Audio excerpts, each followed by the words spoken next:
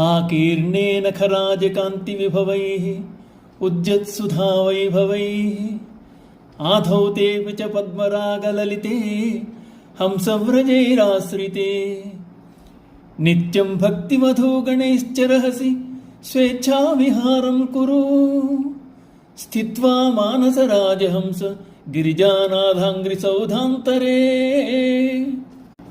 మనస్సనడివో నా రాజహంసమా, కోటి వరసుల అతిశయించిన కాంతులతో నిండి ఉన్నది. చంద్రమౌళి శిరమున నిత్యోదితుడైన చంద్రుని అమృత కిరణములు వ్యాప్తి చే తెల్లబడినది.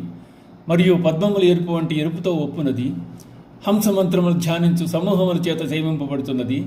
అగు పార్వతీపతి యొక్క పాదములనడి సౌధమునందు భక్తివధూ సహితముగా ఎల్లవేళలా స్వేచ్ఛావిహారం జరుపుచుండు.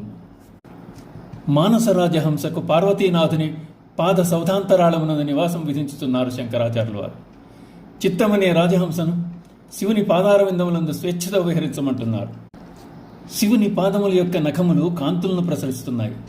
ఆ కాంతికి ఆయన పాదములనే సౌధములు వెలిగిపోతున్నాయి. శివుని శిరమున ఉన్న చంద్రుడు వెన్నెల అనే అమృతాన్ని కురిపిస్తున్నాడు. ఆ అమృతం నిత్యం ఆయన పాదాలను కడుగుతున్నందువల్ల ఆ పాదాలు మరింత తెల్లగా ప్రకాశిస్తున్నాయి. ఆ పాదముల అందాలు పద్మాలను తలదన్నుతున్నాయి. జ్ఞానులైన వారు హంసమంత్రమును ధ్యానం చేసే పరమహంసలు ప్రతినిత్యం ఆయన పాదాలను సేవిస్తున్నారు. హంస ఎంతో స్వచ్ఛంగా ధవళవర్ణంలో అందంగా ఉంటుంది. వయ్యారాన్ని చెప్పేటప్పుడు కలహంస అని, ఠీవిని ప్రదర్శించేటప్పుడు రాజహంస అని పోల్చి చెప్తారు. హంస బ్రహ్మదేవుడికి, సరస్వతీదేవికి, గాయత్రికి, విశ్వకర్మకు కూడా వాహనంగా ఉంది. ఆధ్యాత్మికంగా కూడా హంసకు ప్రాముఖ్యత ఉంది. హంసను వివేకానికి, జ్ఞానానికి సంకేతంగా వ్యవహరిస్తారు. హంసకు పాల నుండి నీటిని వేరు చేసే సామర్థ్యం ఉంది. అది మంచిని మాత్రమే తీసుకుంటుంది. అత్యున్నత స్థాయికి చేరిన వారు మంచిని మాత్రమే గ్రహించే హంసలు. ముక్తి మార్గ అన్వేషణలో ఉండి పరమార్థమును గ్రహించిన వారిని పరమహంసలని అంటారు. వారు పరబ్రహ్మం నందు రమిస్తూ ఉంటారు. ప్రాపంచిక విషయాలపై ఆసక్తిని చూపరు. హంస నేల మీదనైనా నీటి అందైనా ఒక్కలాగే ఉండగలదు.